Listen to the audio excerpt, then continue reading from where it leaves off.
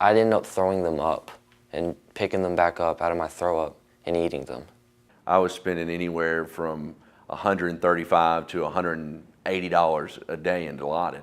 I had a drug overdose when I was 15. Then I got caught stealing from Walmart. I ended up dropping out of school my sophomore year. I was swallowing upwards of 30 Lortabs a day. I had to have my stomach pumped at night, and I spent 9 days in Children's Hospital. I was in juvenile for 22 days. I completely blacked out one day and woke up, and I was so sore internally. I woke up feeling terrible. I threw up all over myself in the middle of the night at some stranger's house. And I was so sick I couldn't move for 4 days. The only solution at this moment would be for me just to die.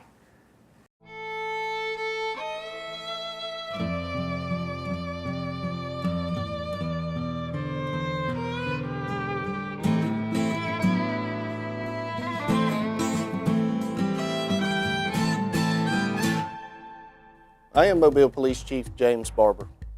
Everyone at the Mobile Police Department is committed to keeping you safe and treating you with respect.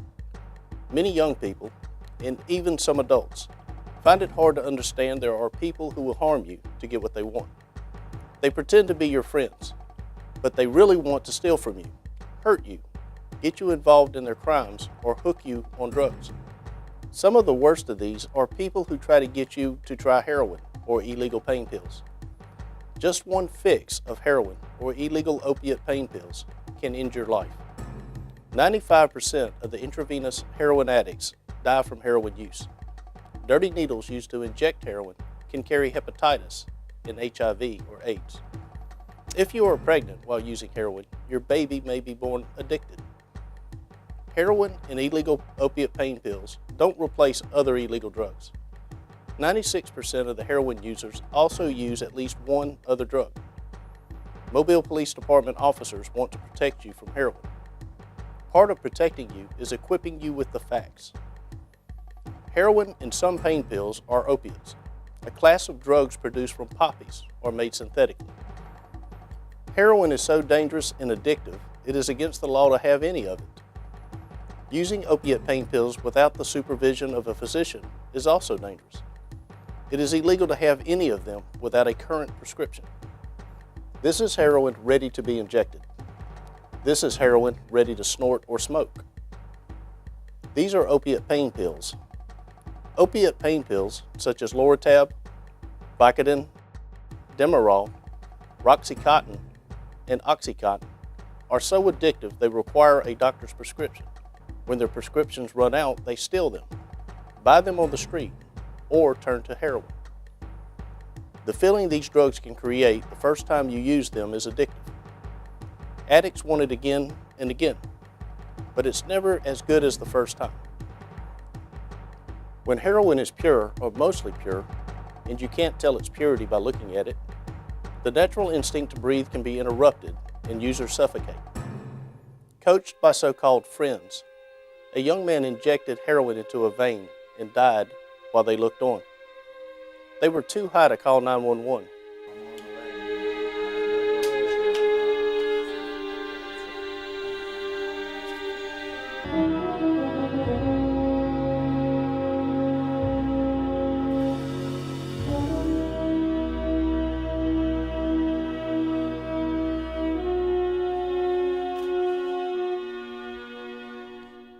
Between 2011 and 2013, only 2 years, heroin-related overdose deaths nearly doubled. It is only getting worse. The mother of a young man prescribed painkillers for kidney stones said he continued to take them after his kidney stones were gone. One morning she checked on him in his bed. He had stopped breathing. Joshua, wake up! Wake up! Oh my God. Opiate painkillers are in every Mobile neighborhood. Abuse of them leads to heroin use because heroin is cheaper. Heroin and other opiates become the first and eventually the only thing users think about. They walk away from their family and friends, live in cars or under bridges, steal from their families, commit grand larceny and prostitution. One young woman said she was with an average of 7 men a night to support her heroin use. Addicts can change from a healthy, active life to a desperate, sick addict, covered with needle tracks in a few months. These sores can lead to staph infection or gangrene, which can result in amputation. They say they are so miserable, they hope the next fix kills them. Desperate feelings, fear, panic, delusions, vomiting, and a racing heart rate are common. Addicts and withdrawals say they feel like they are dying and wish they would. Heroin and opiate pain pill addicts frequently end up in hospital emergency rooms. Some die there. Dr. Costello, an emergency physician, has treated them. And so what does that overdose do physically that causes death? The medications, typically in high doses, will decrease the stimulation of the brain to breathe. The patient will slow their breathing down to the point where they quit breathing entirely. Most of those patients then will essentially suffocate. It's like holding their breath. They don't know to breathe. I think the important takeaway is that if you're taking an opiate pain medication and it is not prescribed to you, and you're not under the supervision of a physician, or you're doing it for any other reason besides treating an acute painful condition, that it's abuse, and it's dangerous, and it's illegal. This former opiate and heroin addict now works at a drug rehabilitation center, helping others with their addiction. He told me that addicts are not ready for recovery until they hope the next fix will kill them.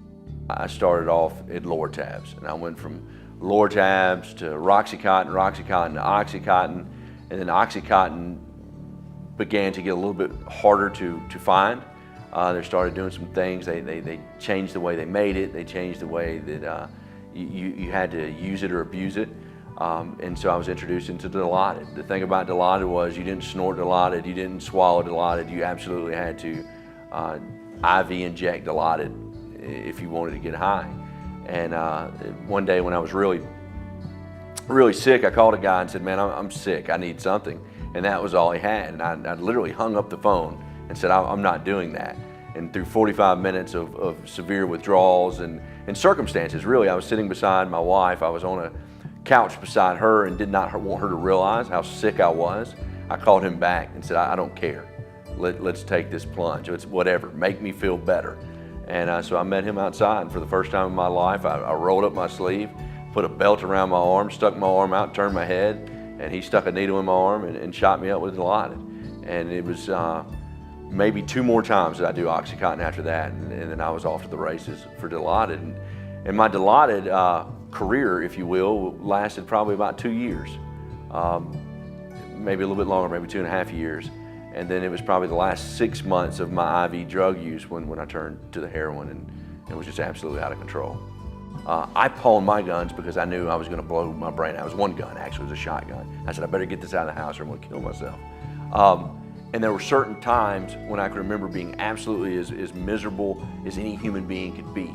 And then at the same time going through withdrawals from the addiction and driving straight to the dope man, sick as I could ever imagine, getting the dope, sticking it in my arm, and immediately having relief from the withdrawals, but having zero relief from the misery. I was absolutely so desperate to feel normal, not get high, but just feel normal, not be sick. And I knew that that was my easiest means to that particular solution. I was willing to trial and error until I got it right or it killed me.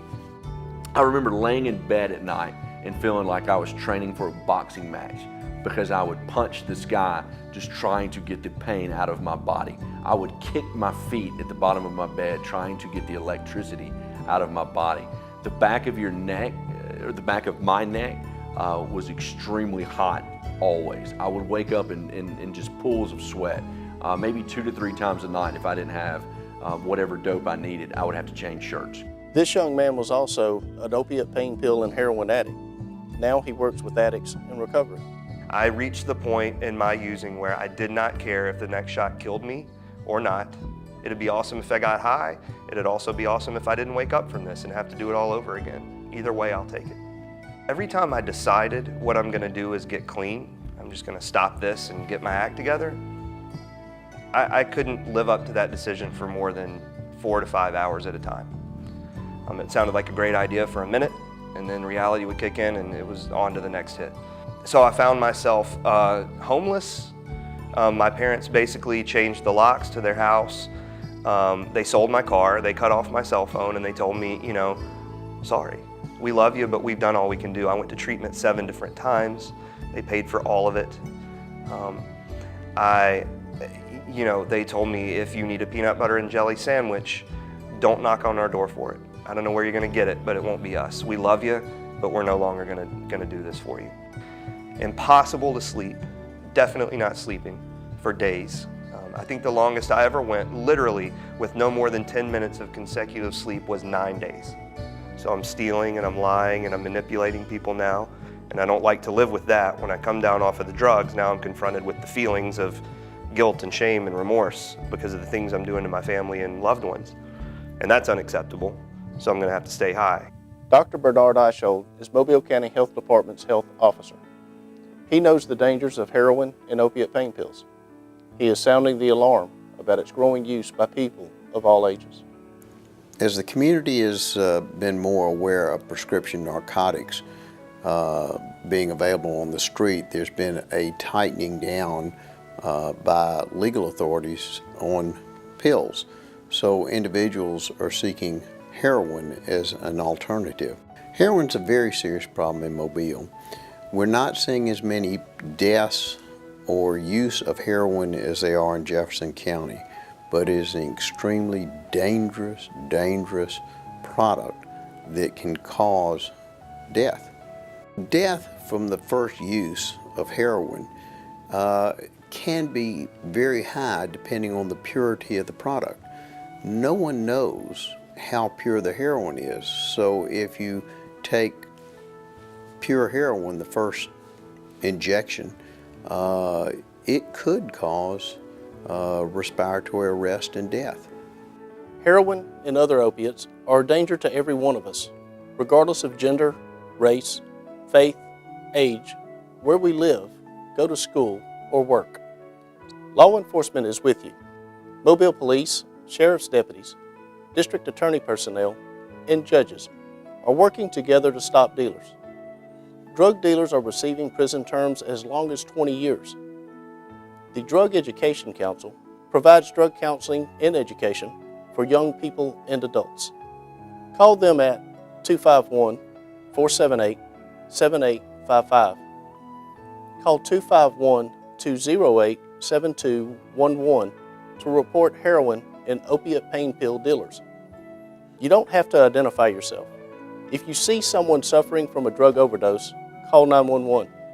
All of us at the Mobile Police Department want to make Mobile the safest city in America with respect for everyone.